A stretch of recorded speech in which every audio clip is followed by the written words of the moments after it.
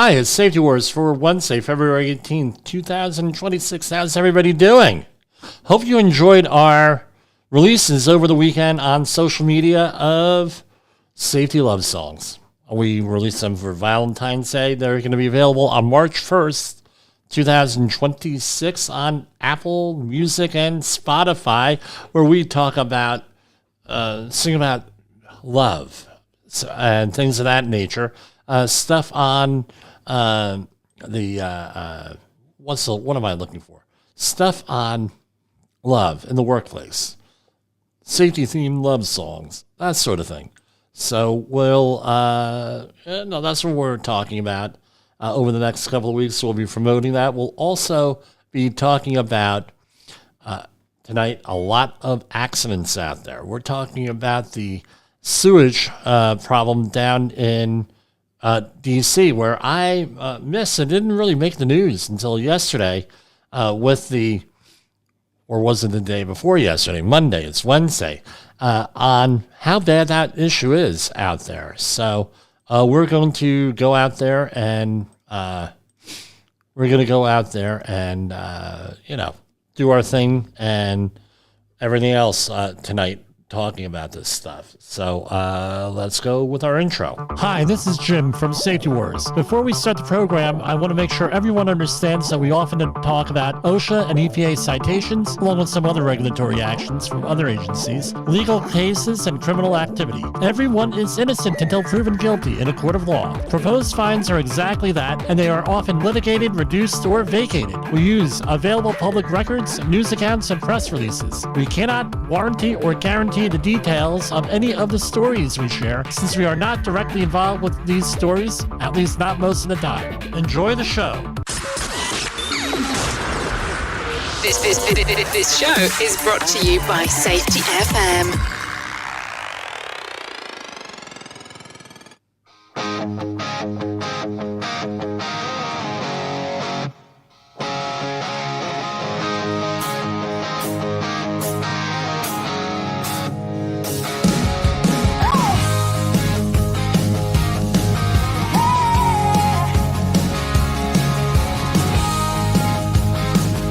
This is Love in the Exclusion Zone. We won't be playing whole songs, but we'll intro. Boots on broken ground, won't tape flaps won't want around. They say don't cross that painted line, but this heart don't scare that easy tonight.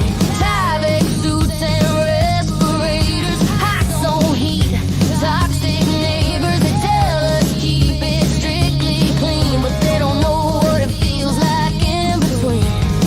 You lock eyes through a face piece shield. Static crackle, but it feels real. We found love in the exclusion zone, where the air is tested and the risks unknown. Love in the exclusion zone, hard hats on and hearts full blown. They say danger's all that lives in here, but you're the clearest thing I've ever known. Yeah, we found love in the exclusion zone.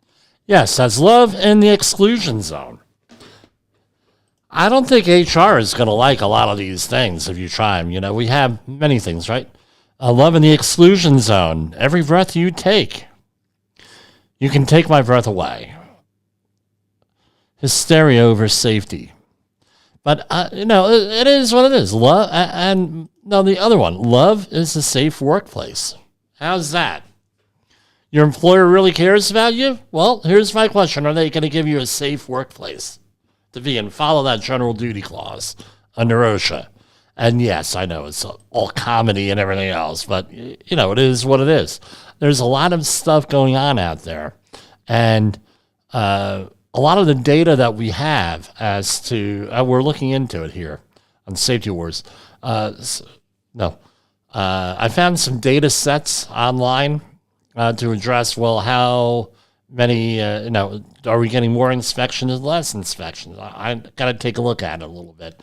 I need a little bit of help from my statistician friends out there. Yes, I do have statistician friends here. So let's go on over to the Department of Labor. A lot of news releases here. Today's the 18th. They've had a lot of them here. but we're going to start with one from yesterday. And this is over in, man, the internet is slow out here. U.S. Department of Labor cites Alabama contractor for exposing workers to sewage gas that resulted in 2 fatalities. A U.S. Department of Labor investigation found numerous safety hazards at a Mobile work site where construction labor services workers were exposed to sewage gases, resulting in 2 fatalities. So normally what are they talking about? They're talking about oxygen. They're talking, and again, the report's not available yet here. And we'll check back in the future when it becomes available. No, I'm going to end up doing a lot of Freedom of Information Act requests on some of these things. So I'm making case studies. Investigators from the department's OSHA found that on August 11th, 3 construction labor services. What kind of gases are we usually dealing with? We're dealing with hydrogen sulfide. We're dealing with methane, which normally displaces oxygen with this stuff, and whatever else goes down the store. 1 worker regained consciousness and managed to self-rescue. The other 2 workers succumbed to their injuries. Federal safety investigators determined the employer lacked confined space entry programs, procedures, training, and emergency response plans, including plans to determine acceptable entry conditions. OSHA cited Construction Labor Services Incorporated with 16 serious violations, proposed penalties of $257,707. It says here, please check the OSHA establishment search page periodically for changes in the inspection penalty or penalty status. Well, let's talk about this here. 16 violations here, all right, with this. What kind of company is this? I shouldn't have used the name. It's here. It's on the thing. What kind of company is this? This appears to be a temporary labor company. And oftentimes, I'm not saying this is what happened here, but oftentimes companies will hire temporary employment agencies for a whole host of reasons. But it's important to remember that if you have this type of business, right? A lot of times, companies say, "Well, they have their own safety program. We're not responsible." Blah blah blah blah blah blah blah, and therefore we don't have to worry about OSHA because we're giving all of the expertise and everything over to them. It doesn't say. So here we're installing and repairing. So this is construction work. If they're under the construction standards, and I think construction laborers would imply that they're doing installing and repairing sewer lines, that would indicate probably the construction confined space entry standard, which would include the host employer, whoever that is, being involved. Now, the fact that this happened here like this, I don't know if the main employer is involved here on the host employer is involved here in any of this and where their legal requirements are here. It doesn't say in this article, but that often is what happens. So I've worked with a lot of temporary employment companies, and that's what they do. That's exactly what they do, is they say, well, I'm not saying they did this here, but a lot of them are like, oh, well, you know what, let's get this company out here. They're temp, it's a temp agency, blah, blah, blah, blah, blah, and this is what we're going to do out here. And again, not able to prove training, not procedures, emergency response plan, anything else. I don't know. And then workers, for whatever reason, did not go out there and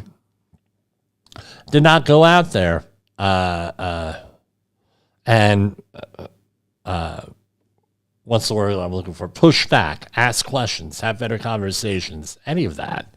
And that is the theme of a lot of the companies I work with this year, is that we got to have better conversations. So human organizational performance is working at a lot of things. A lot of companies are doing them. Let's have better conversations. Here's one out of Pittsburgh. U.S. Department of Labor cites 2 Pennsylvania employers with serious safety violations following a 2025 Clairton Coke Works explosion. Employers, after a federal investigation into an August 2025 explosion at a United States Steel Corps work site that injured 12 and claimed the lives of 2 employees. The department's OSHA concluded, here, let me do share screen here, concluded United States Steel Corps and MPW Industrial Services Incorporated exposed workers at the Clairton Coke Works plant to unsafe working conditions, including explosion, struck by, and high-pressure injection hazards. The federal safety inspectors determined that the company failed to reuse required safety management and energy control practices. That means lockout, tagout, folks, for hazardous work involving flammable gases. OSHA also concluded that cleaning services contractor failed, we won't mention name, failed to provide a relief valve for high-pressure water system and did not coordinate energy control practices for hazardous work. OSHA cited one company with 7 serious and 1 other than serious violation and proposed $118,214 in penalties. The agency cited the other company with 4 serious and 2 other than serious violations and proposed $61,473 in penalties. Both employers have 15 business days going on and on to appeal this. So what's my point here? We're looking at fines here that are pretty stiff for OSHA with this. Now, let me point out something to you. We do not have all of the data yet. Right? We're still generating that. And plus, we had a very long government shutdown in October on what any of the statistics are. Are they doing more inspections, less inspections, what have you? According to some of the industry insiders that I have spoken to, there are fewer inspections, but when you're getting inspected, you're getting the full force of the law on that. So take it for what it's worth. That's what we are hearing. When I see official statistics and I analyze them myself, like I said, I have a data set that I have to look at. We'll figure that out for you and release it here on our show. U.S. Department of Labor to probe California's unemployment insurance program to address fraud and improper payment concerns. The U.S. Department of Labor today announced steps it will take to address fraud and improper payment concerns related to California's unemployment insurance program. In a letter to California's Employment Development Department, the Labor Department cites poor performance in key areas, including an increasing improper payment rate, insufficient timeliness of payments, and the accuracy and quality of the state's data, quality that matters for accountability, eligibility of participants, and responsible use of taxpayer and employee dollars. In addition to performance concerns, California also has a depleted UI unemployment insurance, UI trust fund. The unemployment trust fund holds state collected payroll taxes used strictly to pay the state portion of the unemployment benefits. California currently carries $21 billion, that's billion with a B, in borrowed funds from the federal government to keep the state unemployment system afloat. The Labor Department previously announced that because of this continued debt, California employers are now subject to increased taxes to repay the outstanding loan balance. Again, now, financial issues and potential fraud, and this is from Lori, Secretary of Labor, Lori Chavez de Remer. Financial issues and potential fraud in California's unemployment insurance program will be fully examined. The previous administration turned a blind eye towards failing labor programs. This ends now. Immediately, we are engaging a specialized strike team to uncover any potential fraud or abuse and quickly moving to protect the American worker and taxpayers. I look forward to restoring the California UI program's integrity and financial health. The California State Auditor has also identified the state's UI program as high risk. The auditor noted that inadequate internal controls failed to prevent suspected fraud during fiscal years 2019 to 2020 to 21, allowing the payment of more than $30 billion for potentially fraudulent claims. Now, here is my take on this whole thing. So take note, Republicans on here. Perfect campaign issue. I have not heard anybody else cover this except for here. So this is what your advantage is of living here. This is a political issue because the governor of California, Gavin Newsom, is going to be likely running for president here. This is good. Look at this. I tell you what, if I'm an employer in California and I don't have to be in California, guess what I'm going to do? You have increasing unemployment insurance and tax. Okay, we're packing up our stuff and we're moving to another state, maybe right over the border. So we don't have to do this here.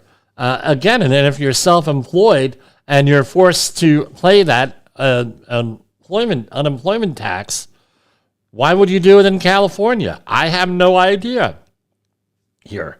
Greener passages. Someone had mentioned that this is like the Atlas Shrugged type of situation where the people are out there, well, Atlas Shrugged will never happen. That's the novel by Ayn Rand, A-Y-N Rand, that says, and there were movies and interesting history with the movie rights and everything. They were forced to make the movie. They, meaning the producer, they had to make the movie because the rights were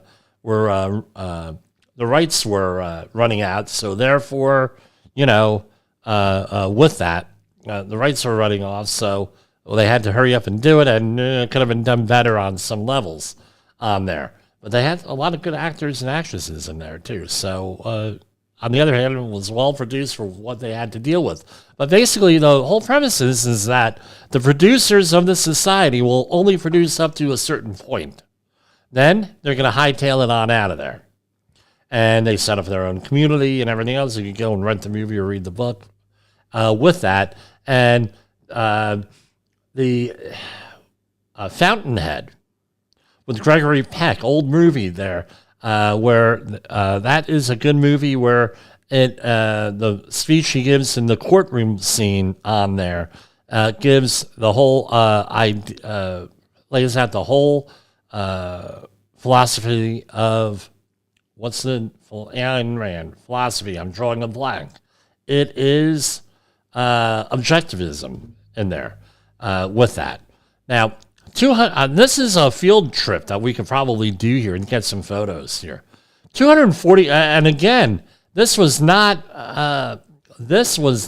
really well covered up here in the Northeast. Did not make the national news as far as I know. But I mean, we're seeing. I can't show the videos because we don't have remote. Well, probably could get away with it, but I don't want to do that. Potomac River. This is from NBC News today. From this morning, Potomac River E. coli levels skyrocket up to 240 million, within that million gallons of sewage pour into the waterway. The EPA called it an ecological crisis of historic proportion after a massive sewer pipe collapsed north of Washington, D.C. I mean, what's this going to do for the whole Chesapeake Bay as far as E. coli contamination here? An ecological crisis of historic proportion is underway in the Potomac River after a massive sewer pipe collapsed north of Washington, D.C. I'd love to know what the cause was. So let's see if the article says what it is. Millions of gallons of diseased waste polluting the Potomac, a waterway that winds through the nation's capital, is one of the largest sewage spills in U.S. history, according to the University of Maryland. The E. coli bacteria levels in the Potomac were hundreds of times higher than the level the EPA considers safe, right? And E. coli is from Gruvno. We all know that, right? When the water was tested this week at the site of the spill, about 243.5 million gallons of raw sewage have poured into the Potomac since the January 19th spill, but the waters near the capital city's Georgetown neighborhood fell within EPA's safe limits when they were tested Monday and were in a risk for gastrointestinal illness and skin infections, largely because the river has been frozen for weeks. DC Water has told area residents to avoid the untreated sewage, and it urges, presumably in the river, it urges anyone who comes into contact with the wastewater to leave the area immediately, wash exposed skin thoroughly with soap and clean water, and seek medical attention if symptoms occur. That's primarily gastrointestinal illnesses and skin infections. Right? And it goes on and on and on. So our president, Donald Trump, posted on Tuesday on Truth Social, and this is a quote. You know what? Since it's the president, I think I am allowed, without getting into trouble here, allowed to show it. Maryland, Virginia, and Washington, D.C., who are responsible for the massive sewage spill on the Potomac, must get to work immediately. If they can't do the job, they have to call me and ask politely to get it fixed. The federal government is not at all involved with what has taken place, but we can fix it. But remember, even in that case, with a democratic shutdown, we'll have to bring in true patriots to do the work because many are not working right now. Boy, never miss a chance to politicize things, huh, Mr. President? But yeah, hey, I tell you what, I'm not going to mention what. I did send him a letter, and they did change a policy decision. So, on that. So, these Democrat-caused disasters, both river and shutdown, will only get worse. The two governors and the mayor of D.C. must act immediately. This is a radical left-caused environmental hazard. With all their talk about carbon footprints and everything else, they're allowing hundreds of tons of sewage to pour into mighty Potomac, making it much less mighty. Act fast. I am awaiting your call. Thank you for your attention to this matter, President Donald J. Trump. I don't know what the cause of this spill is here. When information becomes available, I will. I absolutely will share it with you. Here we have a story from The Hill. DC Water provides updates 1 month after massive sewage spill into Potomac. This is a 4-minute read, but on Safety Wars, it will go 20, 30 minutes commentary afterwards. Who knows? This is from this morning from The Hill, story by Mariel Carbone. On Tuesday, the D.C. Council received its first briefing with water.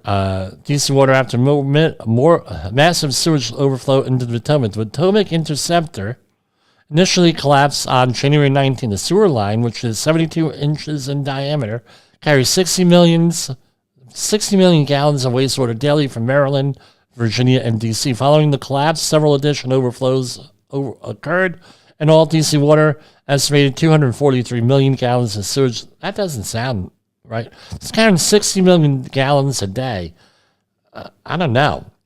So, according to Council Member Charles Allen, who organized the briefing, I think there's been a lack of clarity for the public to understand.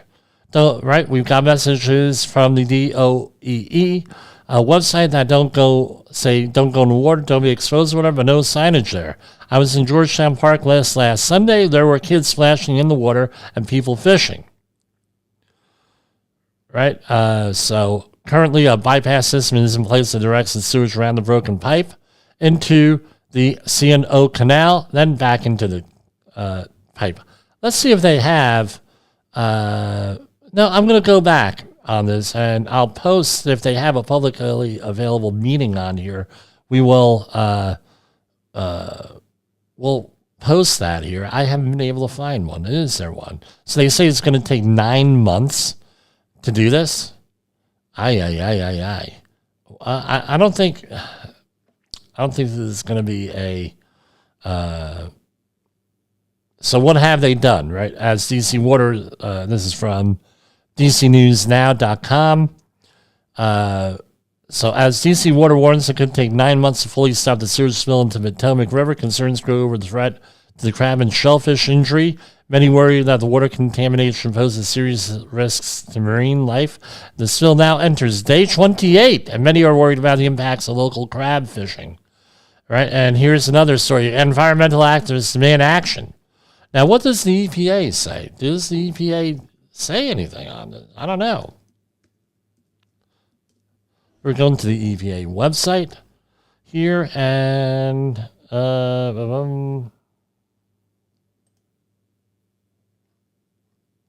nothing here yet. Hopefully there'll be something tomorrow here. I'm looking on EPA news releases. We're going to go to our first commercial break, and let me remind everybody, we do online training here, right, via Zoom and everything else. Give us a call at 845 269-5772. Text message is the best. And no, give us a call. You want training? We got it for you. All different types of stuff we do. So let's go to commercial break. Safety Wars is streaming now.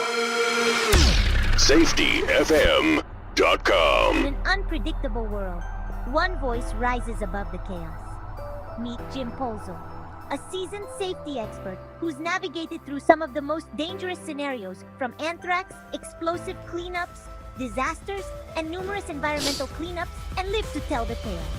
Now he's bringing his wealth of knowledge, insights, and experiences to you through Safety Wars. From workplace hazards to the hidden dangers in your own home, Jim covers it all with his engaging storytelling. Safety Wars isn't just a podcast, it's your guide to a safer world. Join Jim Polzo and become part of the Safety Wars revolution. Available on Spotify, Apple Podcasts, YouTube, and wherever you get your podcasts and videos. Safety Wars. Your safety is our mission. This is gonna blow your mind. There's a new daytime talk show on your local cable access station. What happens when safety, scandal, and heartbreak collide? Welcome to Safety Wars, the talk show. Today's episode is a doozy. Imagine confronting your unsafe supervisor who just happens to be your ex-wife's new hubby. Talk about a powder keg. But wait, there's more.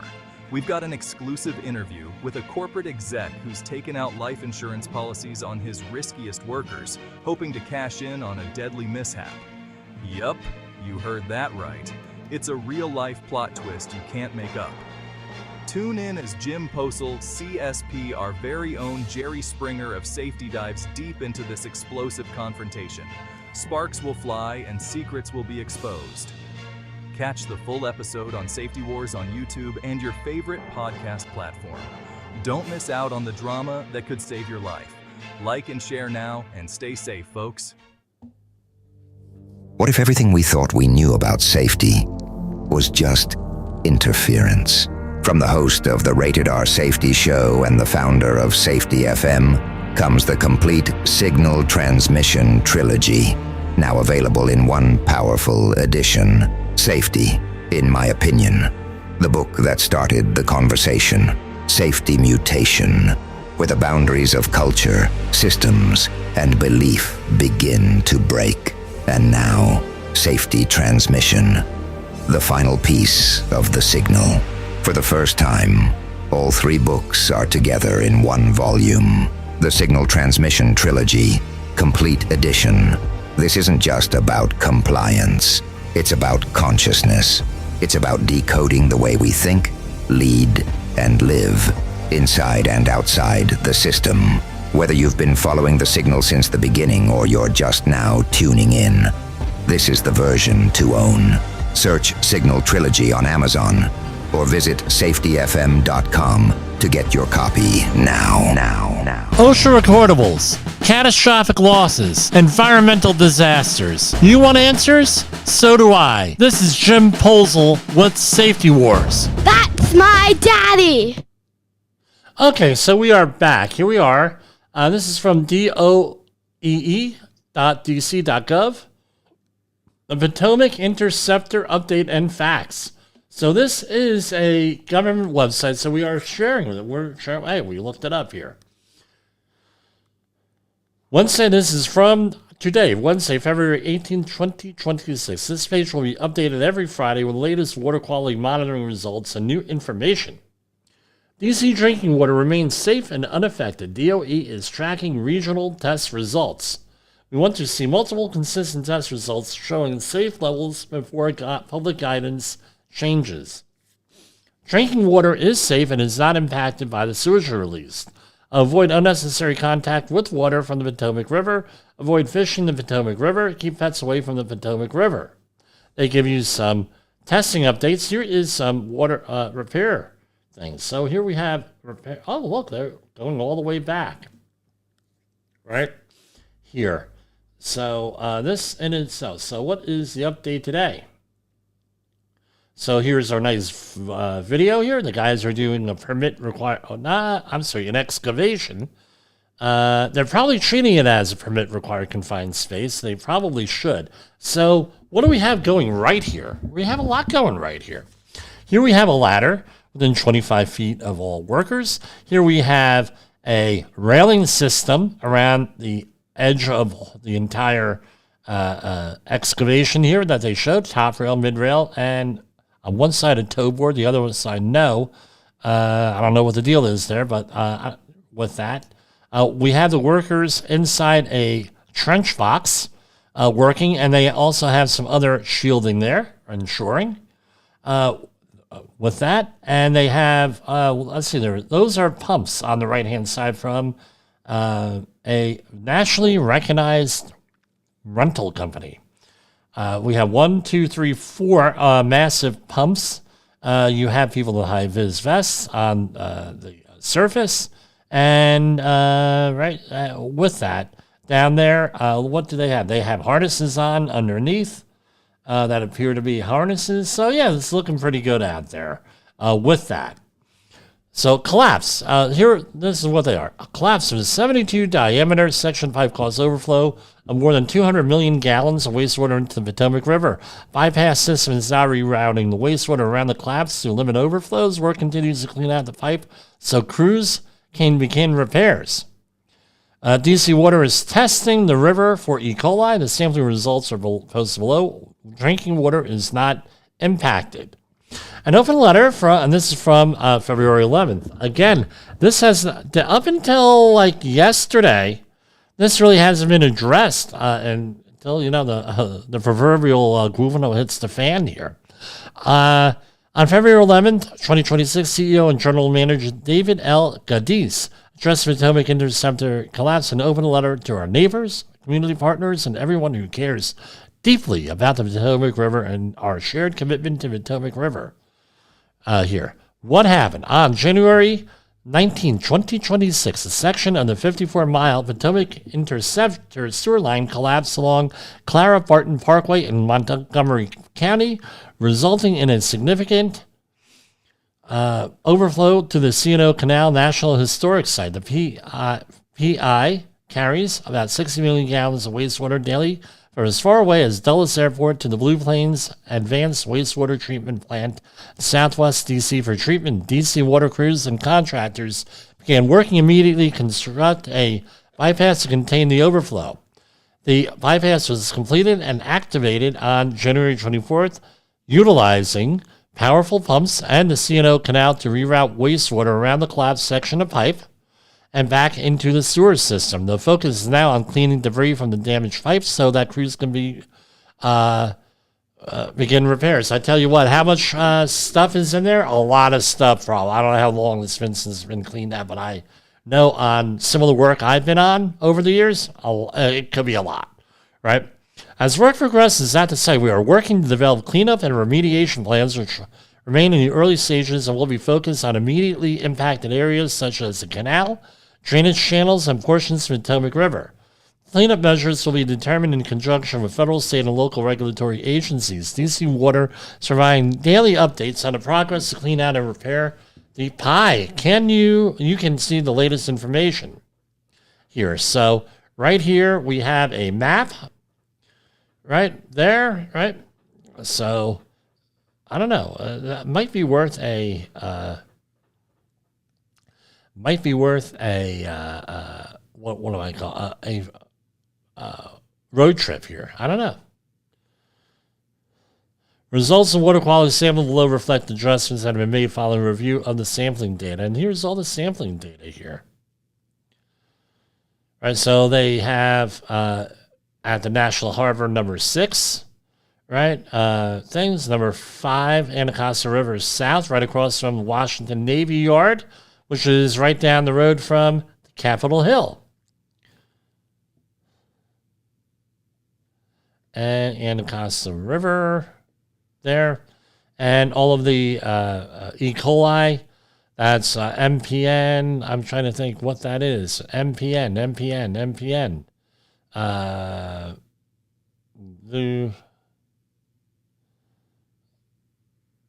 But anyway, avoid the area and everything else. And with that, I don't know. I can't wait to hear the whole report on what exactly is going on here with this, because it's, it's very frustrating. So this is what I always say, right? I've been saying this for many, many years. It's not what they tell you that's what the problem is. It's what they don't tell you. And if you really want to do an investigation here, what are they not telling us in these reports? And then more importantly, we've been obsessed. And I mean, news media, like everything else here, is there is a business. You want cheap, they want cheap things and charge a lot of money, advertising. This whole thing with Samantha Guthrie and her mother here at Missing has been in the news and the weather has been for many, many weeks here now, going on like 3 weeks. It would have been nice had we known about this a little bit earlier on the national news with this. And now it's being politicized here with this. And I tell you what, there in Phillipsburg, New Jersey, we've had a lot of sinkholes there where they declared a state of emergency here in New Jersey for that. And again, why? Some of it is from naturally occurring sinkholes, and some of it is rumored to be from sewer lines and water lines that have been leaking over the years. I don't know. When we find out more information, we'll give it to you if it's really significant here. So here we have, again, 72-inch line collapse. Why did it collapse? This is my question. And was this inspected? Because these things have to be inspected. And my question is, if one section collapsed, what are the other sections that are collapsing? And what other sections are collapsing, right? So I don't know. We'll figure things out here with this. And the same thing here, this here with the Department of Labor and California, again, this is a major issue here for that. Let's go for some other news here, right?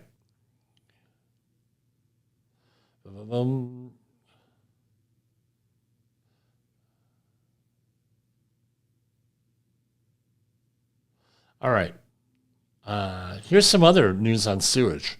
This is from WBZ Radio, News Radio 1030. Wastewater testing reveals cocaine use in Nantucket is 3 times national average. Wow. Wastewater testing on Nantucket has revealed cocaine levels consistently exceeding national averages, with October spikes reaching nearly 3 times the typical U.S. concentration. So I'm always asked on a lot of the jobs, especially the lead jobs, way back in the day, because there was a, what's the word I'm looking for?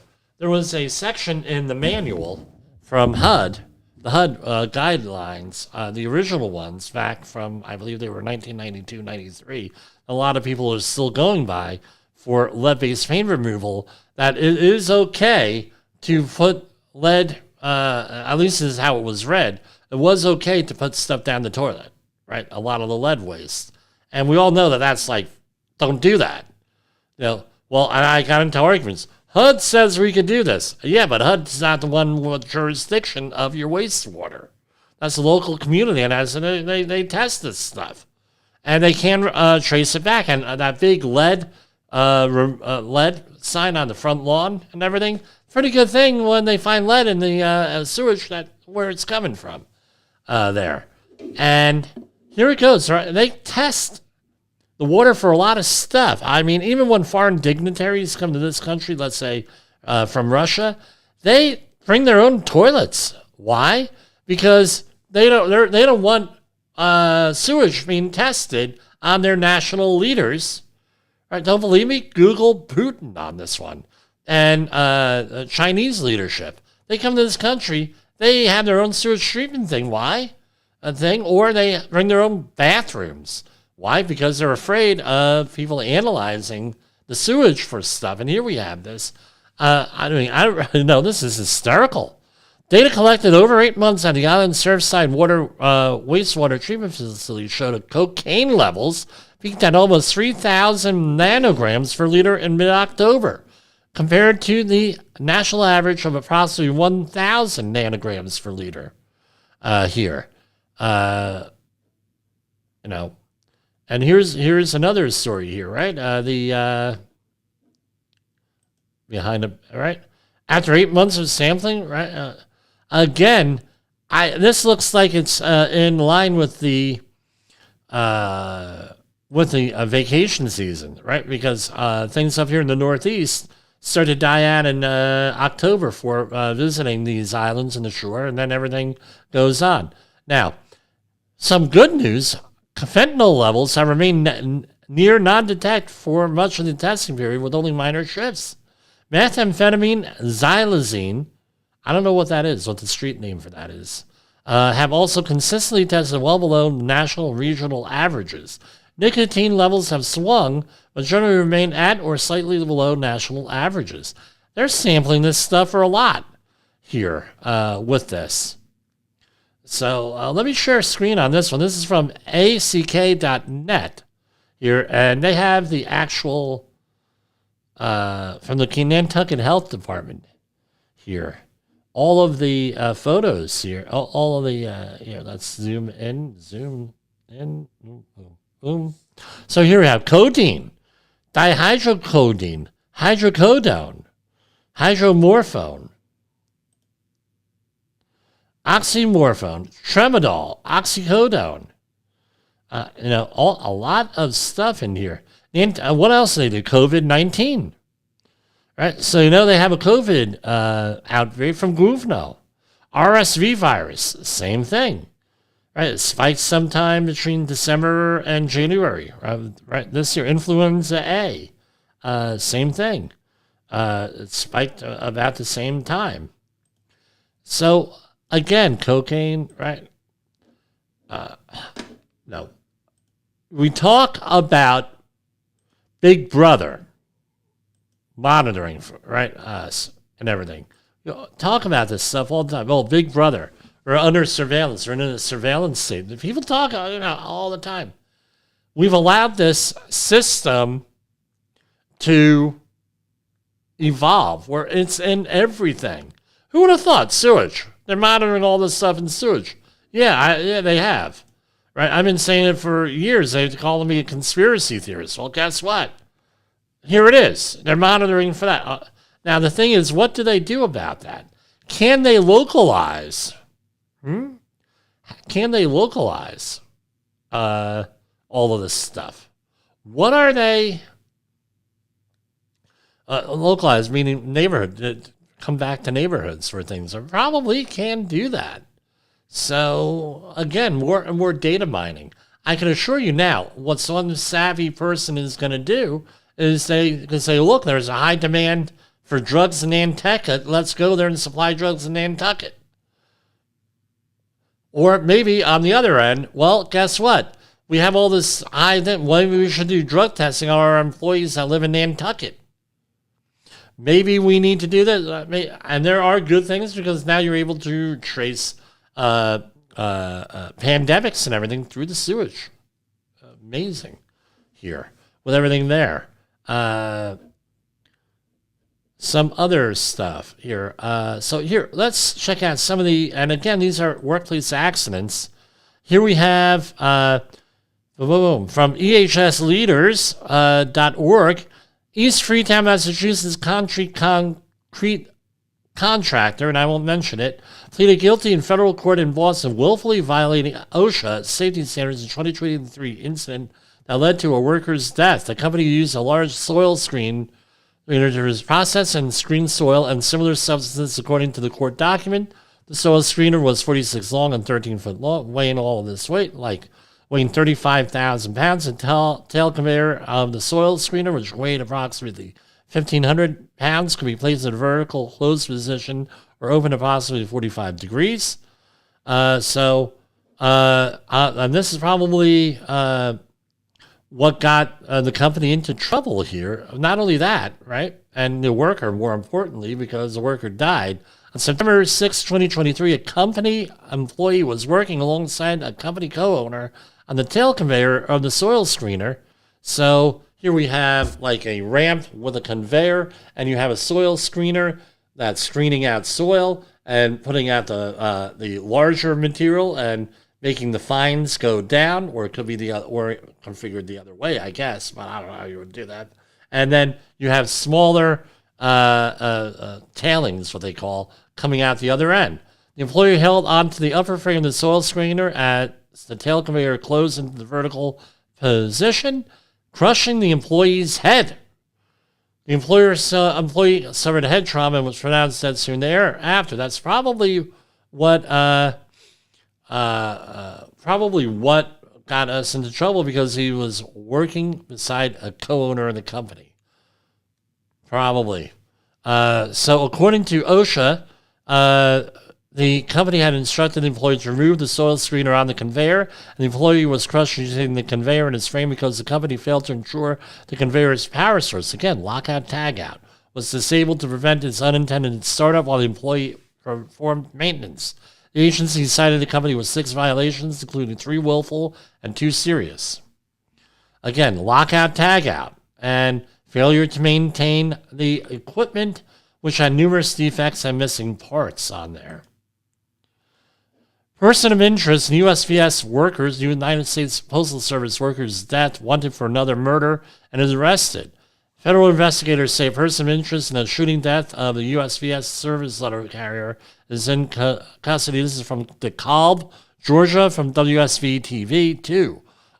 Right, the U.S. Postal Inspection Service confirmed that they were at a home on Oxford Drive on Tuesday evening as part of their investigation.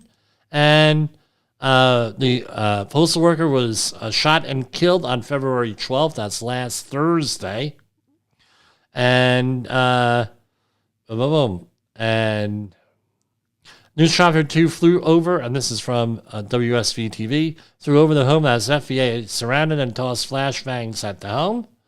And Channel 2 Action News also saw U.S. Postal Inspection Service investigators at the home, and they're offering $250,000 reward for that.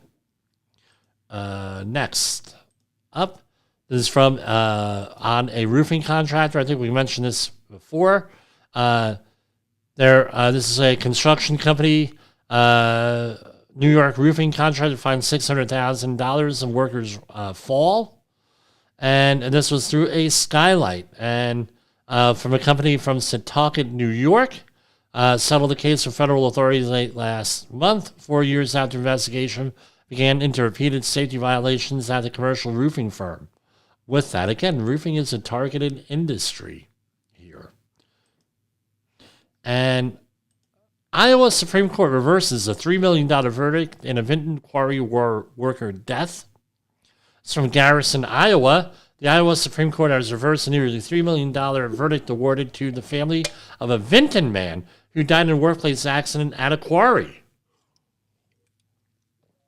Michael Griffith was crushed to death during his first week of work. Again, new employee at a Wendling Quarries facility in Garrison, Iowa, in January 2020. While assigned to remove accumulated lime from a large hopper, he fell into the machine and was fatally buried under the lime aggregate. His family sued the company, alleging the company failed to properly train Griffin before he worked on certain machinery. The jury awarded $3 million in 2023. The Supreme Court reversed that decision last week, saying the family's lawyers failed to prove his coworkers were grossly negligent. Again, that is the standard. Remember, we have workers' comp cases, workers' comp, and I don't know if this is what happened here, but a lot of times the companies, the families reject the workers' comp and go right for it.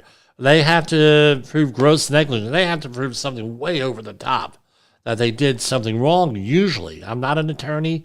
I'm not playing one on the radio here. Feds investigating workers' death and massive plant fire at Coke Foods. So federal authorities confirm, and this is from Fox19.com, Federal authorities confirmed they are investigating after a Coke Foods worker was killed and 2 others were hospitalized with burn injuries at a massive fire and explosion at the company's plant in northern Cincinnati suburbs. This story is from yesterday. Sunday's incident triggered a 2-mile shelter-in-place order due to concerns over a potential ammonia gas leak. U.S. Department of Labor's Occupational Safety and Health Administration will determine if workplace safety and health regulations were violated. As part of their investigation, OSHA will conduct inspections and interview employees. Right, if anything in there, right? I'm looking at it, right? And now, according to this article, Cook Foods is one of the largest poultry processors in the U.S. with more than 13,000 employees. They have a pattern of OSHA violations. I don't know if that's how accurate that is, right? So a review of online federal records, however, shows the company has faced several OSHA investigations over the years regarding worker safety, 16 since 2017, including a clear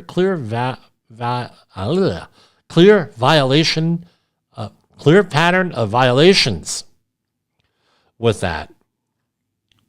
And going on and on with that, they mentioned previous violations. OSHA issued a serious citation last month at another plant, and these can carry fines of up to $17,000. So I don't know if they even updated the OSHA fines. I don't know. We'll find out for you. Let's break real quick here for one more commercial break or song or something. I don't know. With that, and we'll go from there. At Safety FM, we're just a humble radio station and podcast network. But we're changing the way people look at safety, one broadcast and one podcast at a time. Because here, we don't treat the word safety as a dirty word. We make it powerful. Rated R Safety Show. Jay Allen pushes boundaries and breaks myths. Safety Wars. Jim Posel brings the battle for safety to life. Pre-accident investigations. Todd Conklin dives deep into human performance. The Safety Consultant Podcast, Sheldon Primus helps you build your business and your career. A Hope Podcast with no name.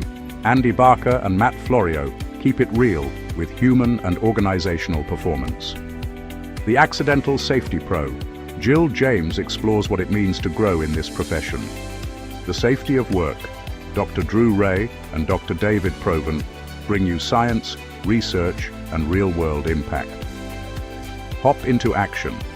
Ben Hutchinson gets you moving from theory to practice. Truck Safe Live. Brandon Wiseman delivers compliance and safety for America's road warriors. The Safety Pro Podcast.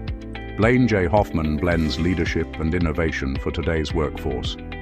Whether you're on the job, on the road, or on a mission to make work safer, there's a voice for you at Safety FM.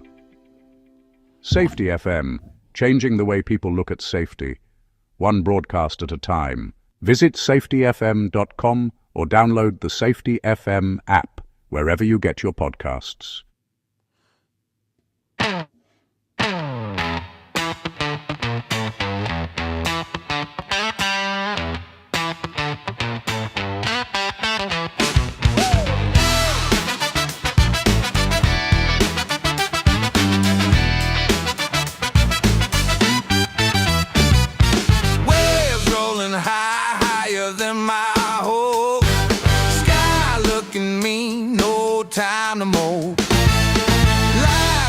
Strapped tight, ain't no joke. Gotta hold steady, can't let it choke. Don't rock the safety boat. Keep it smooth, keep it afloat. Dance on that, but don't provoke. Don't rock the safety boat. Don't rock the safety boat. Feet tapping fast, decks getting slick. Moonlight flashing, shadows play their tricks. Hold the line, baby, don't let it split. One wrong move and we're in the thick. Ooh, stay steady heart.